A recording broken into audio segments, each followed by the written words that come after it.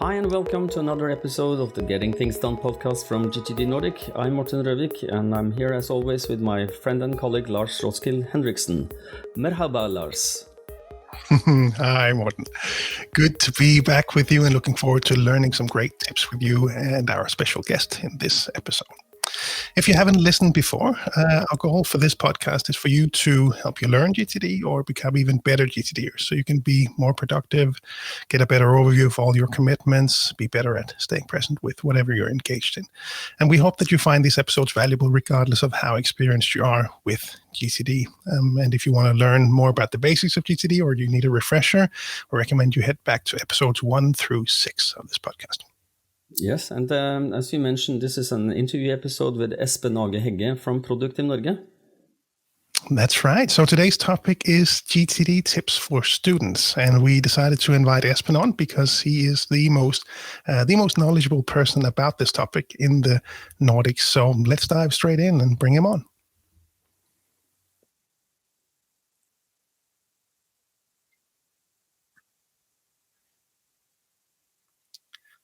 So very happy to have you here with us, Espen. Thanks for joining us. To start us off, could you maybe tell us a bit more about yourself? Yeah, sure. I'm the managing director of Product in Norge, as Morten mentioned, and that's my full-time job now. So I teach GTD and I run this business. But before I used to be a teacher, so I worked in the middle school and the secondary school. I've also been involved in all kinds of education policy making. I've been involved in taking care of the students, of being a representative for the student council on the teacher body. So I've been really working with education and students my whole life. It feels like so it's really exciting to be able to implement GTD into that context as well. So learning GTD and then seeing how that adapts for students and how they can utilize it. Good. And Lars, you have prepared some questions for Espen, I understand. So will you just fire first off? I just wanted to mention that some of you might actually remember Espen's voice from previously because he joined us on an episode last week as well around summer, I think it was, about GTD for teachers. So if you think you heard the name before, that's perhaps where. No, I think a good place to start us off is to learn a bit more about the program that you're running in Norway, Smarteknep, to learn more about this and what does it look like, when do you start to teach students GTD, what do you start to focus on from a GTD perspective? I think that might be a good place for us to start. Yeah. First things first, of course, as you can start with GTD basically at any age. But of course, the younger the child is or the student is, the more help and guidance the parents or the teacher need to provide. So if you ask how soon you can start, then I'd say that if you're a parent, you can start at home as long as your kid is old enough to be able to join in play and do something fun that is based on the GTD methodology. I know many people start by teaching kids the concept of inboxes, for instance, that they can, when they clean their room, they just put everything that's not where it should be in an inbox, and that could be made into a game that even a 4 or 5 year old could participate in, even though they don't understand why. It's a good practice to begin with.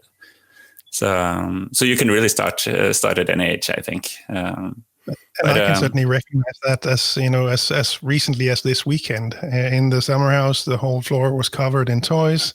Asked the boys to clean up. No, not interested. Could you maybe ask the boys to just take all the toys and put them on the table? Sure, that works. And then pick up one thing, clarify and organize, decide what it is, place it in the right box. So yeah, I can echo that as well from a practical perspective. Me too. Yeah. A long time ago. But yes. Because just like as adults, kids get overwhelmed. If you tell them to clean their whole room, their brain just shuts down. At least many does that, and it's just too much to cope with at once. So just put it all in an inbox first, and then taking one thing and deciding where it goes is a lot easier. So So yeah, that's a great way to begin with the GTD, I think. But of course, at some point you also want the kids to or students to start learning this and using it on their own with perhaps minimal guidance, and then I think you'll have to be in the mid-teens or thereabout, I think, because you need the kids to be old enough to see the value, or as perhaps I would say, to feel the value, so that they know that without GTD there's a lot of stress, and their everyday life is more or less based on avoiding that stress or coping with it in some way, and they can feel that when they use the GTD practices, they get more freedom to just do what they want and spend their time the way they want, and just be happier. That's as far as I'm concerned, the ultimate goal in using GTD is to be happier in how you spend your life. More content with your life, yes.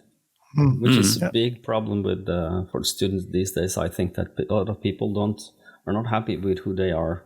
There's a lot of pressure on body, how you look, what you do, who you hang with, or right now you don't hang with anyone, but who you play your games with, something like that.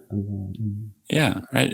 How to maintain your social life when you're more or less in lockdown, or at least cut off from meeting people in person. Yeah, exactly. And I know it as well from starting off with GTD, starting off with an inbox. I know Danish GTDers where they have kids that are 10, or as recently as this morning, I checked my inbox and saw an email from one GTD in Denmark where he's working with his daughter, and she's 12. She just got an inbox, getting everything set up and starting to work the process, but obviously needs to be comfortable writing things down and being able to practice those basic things.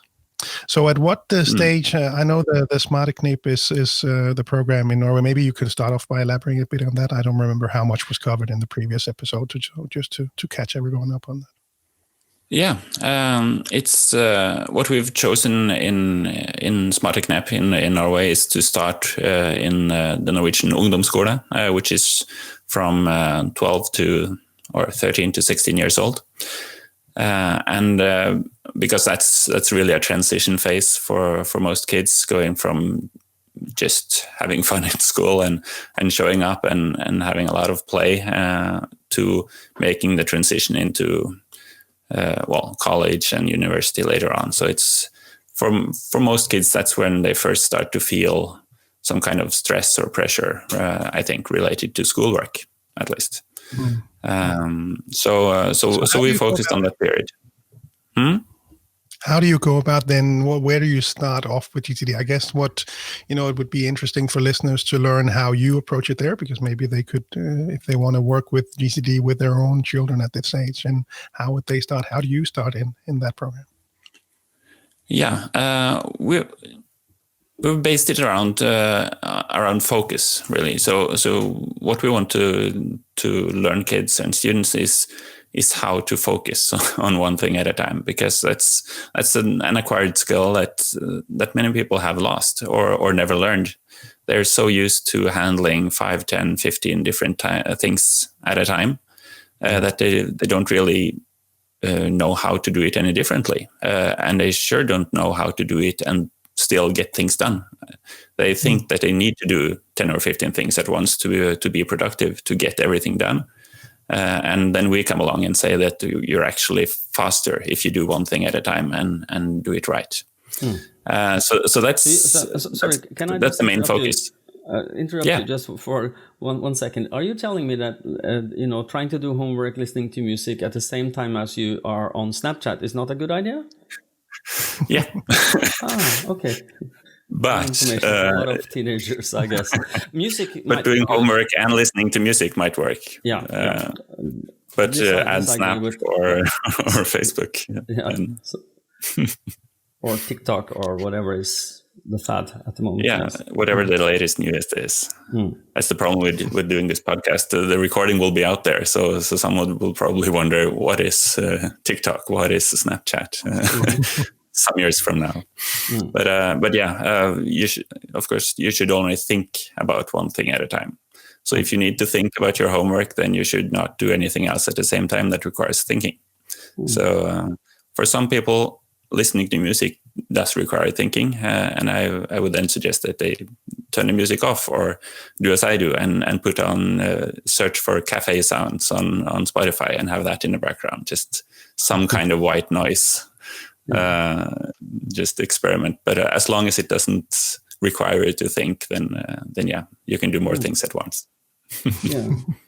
And it is, I don't know if you've, I know I made jokingly that, the music and Snapchat at the same time, but when you do homework, but there is proven evidence and that listening to music can enhance your focus, because it kind of blocks out a channel that want to distract you. You occupy the channel that needs to be distracted, not to be distracted. But you're distracted with music, which doesn't, interrupt your thinking. I don't know if that makes sense to you. Yeah, and it's a good point into the next thing, because if you're going to learn how to focus, then you also need to be aware of what is distracting you. And that's another thing that we're working on with the students. That what distracts you? Are you mostly distracted by visual things, by auditory things? Can you have music on or not? Should you be in a room by yourself, or should you be together with friends when doing homework? What's the most optimal setup for the different places you are during the day? So it's not just homework also, but it's how to be focused at school. Even though you get help from the teachers or professors, if you're at the higher education level, then you need to know how to block out the distractions when you need to focus.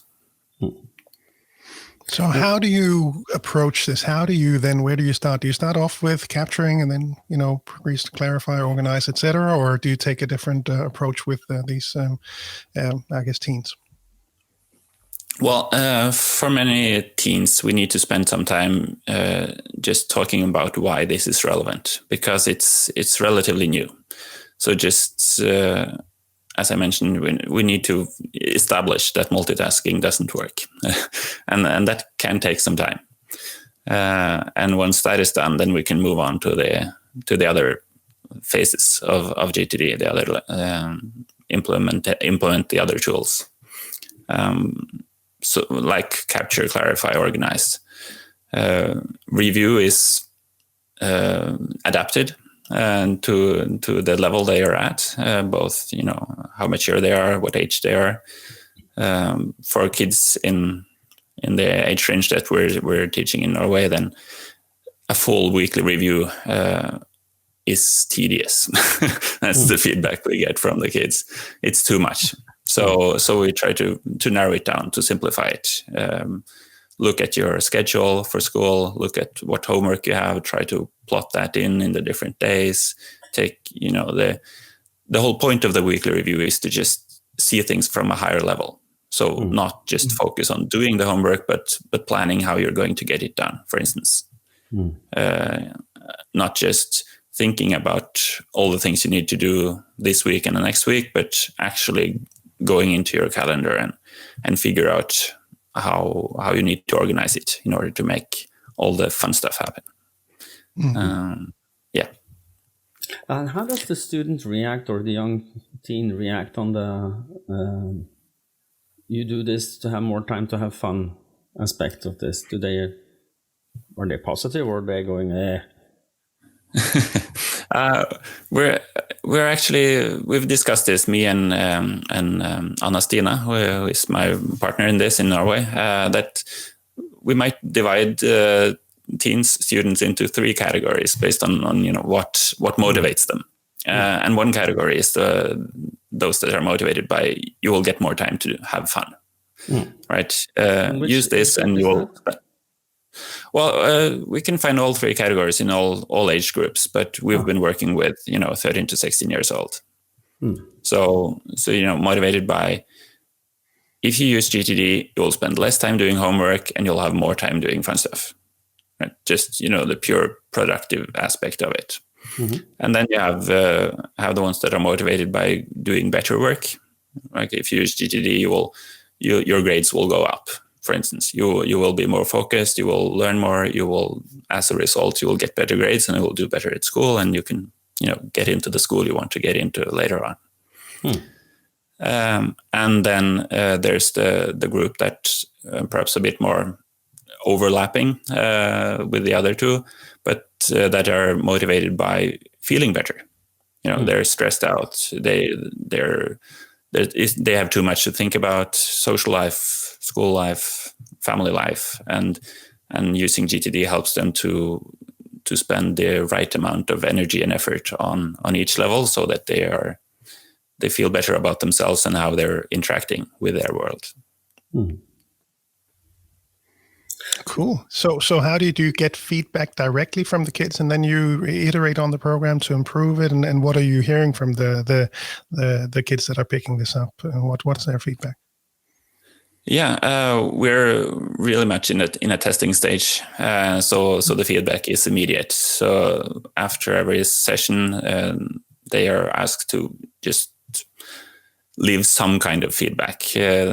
It's not always easy to motivate teens to write an essay about why this was good or bad, but try to get a few sentences out of them every time, so that we can do better. And of course, we want to scale this. We want this to be a part of what we offer to all schools in Norway and in the Nordic countries. We know that kids need to learn this some way, and we think we have the best way to do it. So I'm just curious now to lift it, because this episode has the name students as a topic. And what we are talking about more is in my brain, pupils more than students. But if you lift it up to students who graduate from, and go into university or some kind of higher education, how would you adapt GTD for them? What could be, if you haven't heard about getting things done at all before, what would you recommend a student to do? Well, in my experience, if they haven't had any kind of contact with GTD or these kind of thoughts before, then they would still need, the introduction that tells them that multitasking isn't good for you, and really seeing the value of doing focused work and doing single tasking. So I think that would be a great way to start for all age groups. Just making sure that the value of focusing on one task at a time. That it's not just something you hear, but it's something because that will give the drive to continue. And for students in higher education, they're so old that the approach will be more or less similar to what we do for people in the workforce. You just take your subjects and that's your area of focus or your project for that semester, and then you have next actions to reach whatever your goal is. Whatever a goal in one subject could be to just get a pass, and in another subject you might want to aim for a C or a B or an A, or you just want to learn as much as possible in that subject because it really interests you. So, you, in my view, you would just create a project for that semester's courses.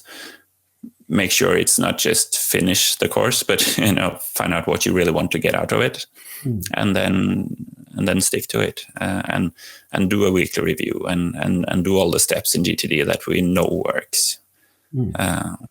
But the motivation really is key, and that's why we start there. You need to know that this is good for you. So would you recommend, for instance, like I'm remembering the book GTD for Teens, for all people in that? Well, of course, you have to understand English because it's not translated to Norwegian yet. Are you listening, yeah. Cappelen Dam? We need to translate this book. Cappelen Dam is the publisher of David's books in Norway now. So.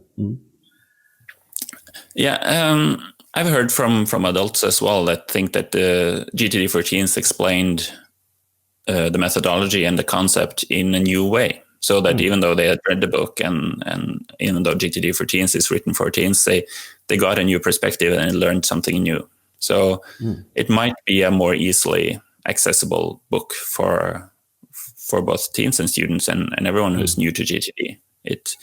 It has drawings that are targeted towards a younger audience, but if that's not a problem for you, then sure, go ahead and read it. And as you say, it's now in 2021, it's not in Norwegian, it's in English, but hopefully that will change sometime. Yeah. So if we are looking at the higher educations, and you are on depending, of course, on what kind of education you're trying to achieve or what exams you want to pass and what you're thinking of your career will be. But if you want to become a consultant or you want to become a scientist, what kind of benefits would GTD give you if you learn this while you are a student, and then what kind of benefits would you have after, in your opinion? It's much the same as the three categories I mentioned earlier. You could use it to spend less time on work, but still doing what you're supposed to do. You could spend it doing your work as well as you could, and just being recognized for high quality work and advancing and creating a career for yourself. Or just, nothing just about it, but having a good, mental health, making sure that you're spending the right time on the right things.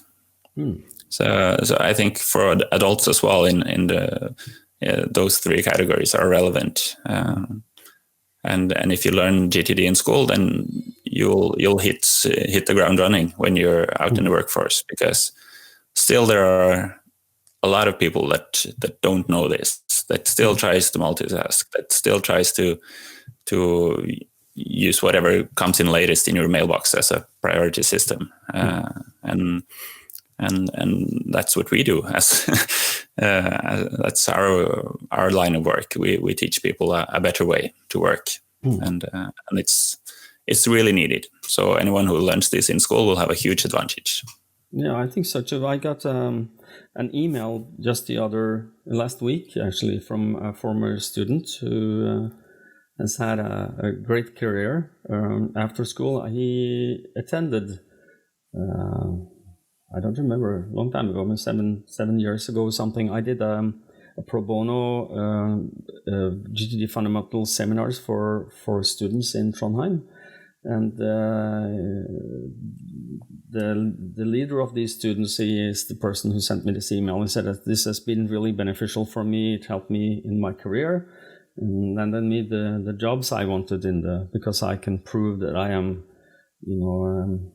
I have a proven track record of being reliable, which is about GTD, and the high yield of productivity. You have a lot of things you can show to, and at the same time you are sane.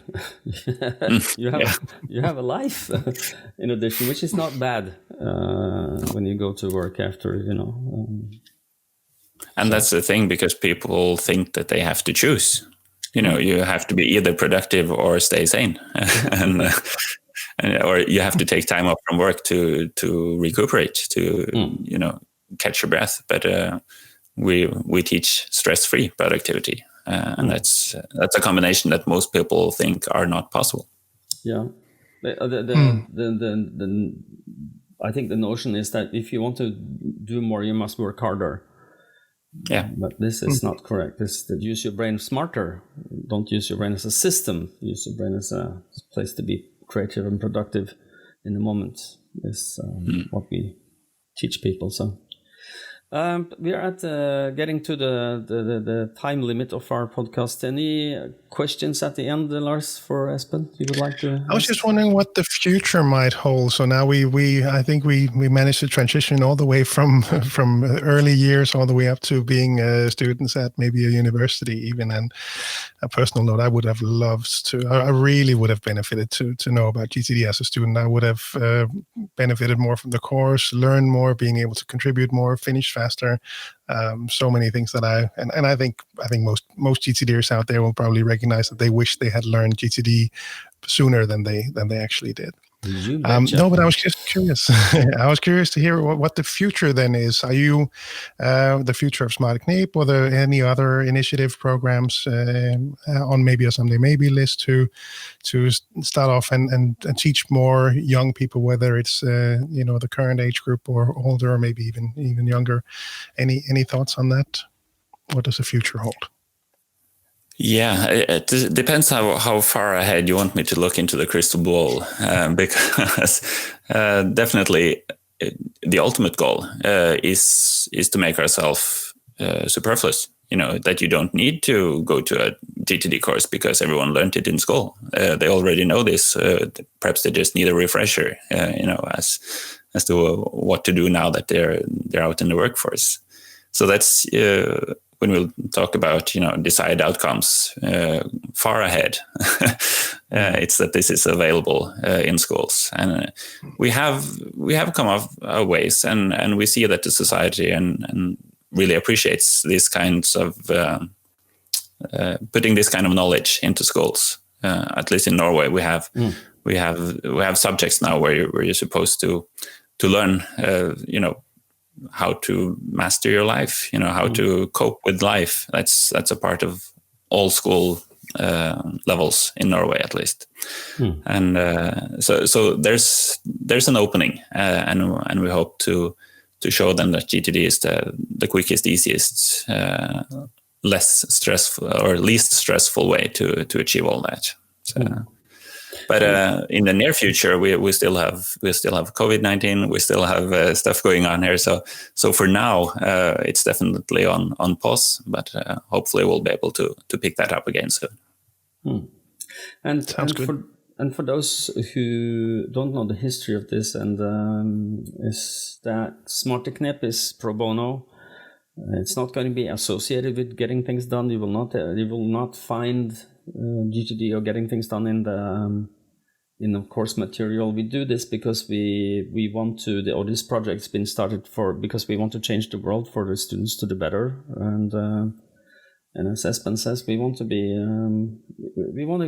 out of a job at some point, maybe in 50 years or so. When I don't know how long time that transition will take, but hopefully it will not take for forever, because it's really good. It's going to help the world. It's going to be a better place. It's going to be easier to become to be a student. You're going to have a better life after. So. And maybe if you don't believe us when we say this, then read the book, start emptying your head, start doing the stuff that we talk about in this podcast, and see if it doesn't help your life. So, good. Okay, any finishing comments, either of you, before we sign off? Espen?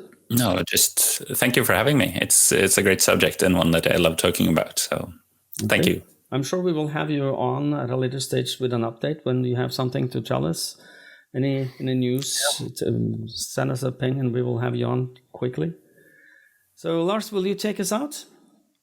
Sure, let me do that. Yeah, thanks, Espen, for joining us. A lot of interesting stuff. And we always wrap up these episodes by letting you know to drop by gtdnordic.com and have a look around over there. You'll find the country websites for each of the GTD partners in the Nordics, and on those websites you can find articles about GTD, links to newsletters, groups on social media where natives from each of those countries discuss GTD tools and all that. So head on over to those websites, and of course you will also find all of our offerings there, both the sorry about that, the speeches, the coaching, seminars, both physical and virtual. If you're outside the Nordics, head over to gettingthingsdone.com to find your local partners.